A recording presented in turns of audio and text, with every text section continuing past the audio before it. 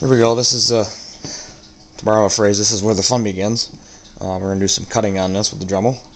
As you can see here, I've taped up the rest of the hilt with some 2-inch or 1.5-inch wide masking tape to protect that from being marred by the vise. And what we're going to be using on this, it's not really a Dremel, I have a Craftsman, but basically any rotary tool will work for this, and we're going to be using a heavy-duty cutoff wheel. You see that? It's reinforced. So what we're going to do is we're going to start by cutting excuse me, along the long edge here. One thing I like to do when I'm doing this, just to help to prevent from breathing the fumes, is put on a dust mask, and of course you're always going to want some safety glasses too. I happen to be wearing prescriptions, so I'm not going to put those on.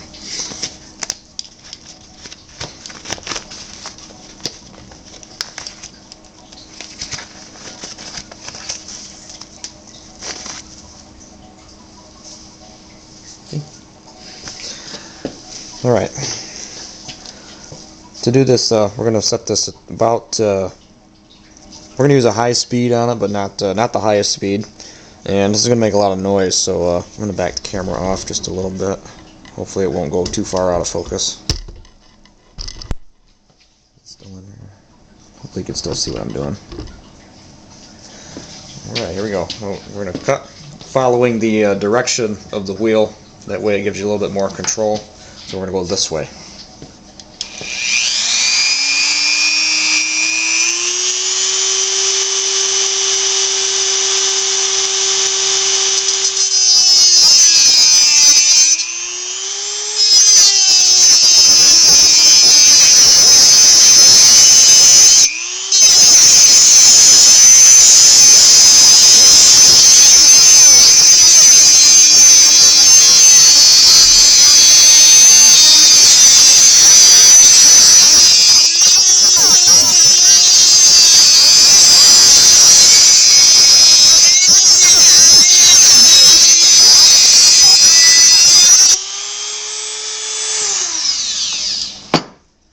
That was easy enough.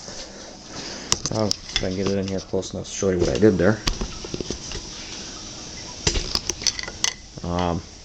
I stopped about 1/4 of an inch, maybe 1/2 inch from each corner, 3/8 of an inch, something like that. You don't want to go all the way to the corner because I don't want to have a square corner on these. We're going to round that off, so you got to leave a little bit of material to remove later.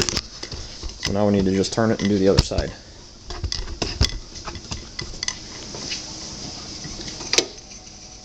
You got to go slow and steady. Don't try to rush it. If you do, you're going to end up with your cutting wheel either breaking, skipping out of the cut, and then skidding across the workpiece, which I had happen on Brass Saber 2 when I cut that. And that creates a little bit of a problem. So then you get, unless you want to have a weathered hilt, then it doesn't matter. Then you got scratches and gouges all over it. But I usually don't like to do that while I'm building them. If it happens to end up being a weathered hilt afterwards, then I'll do that kind of stuff when I'm done with it. So because we're going to be cutting,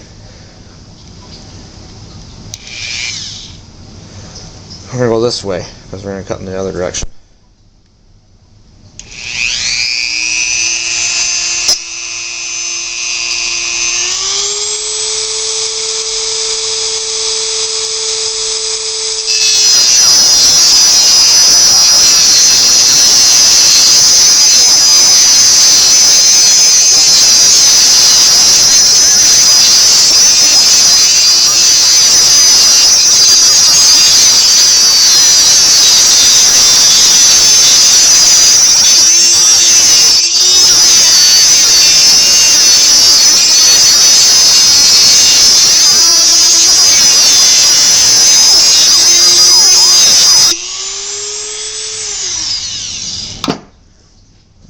Go.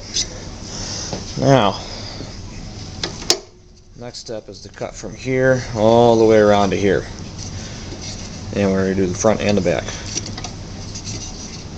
I'll probably have to do this in 2 different motions. I'm not sure how well this will show up on the camera, but if I get any closer, it's going to be flinging particles at the camera. I don't want to do that either. So the trick with this too is to make sure that you stay just this side of your tape or your marked line. That way, like I said before, if you need to remove more material, you can always do that later. It's pretty much impossible to put it back on. So be very careful. Take your time. There's no rush.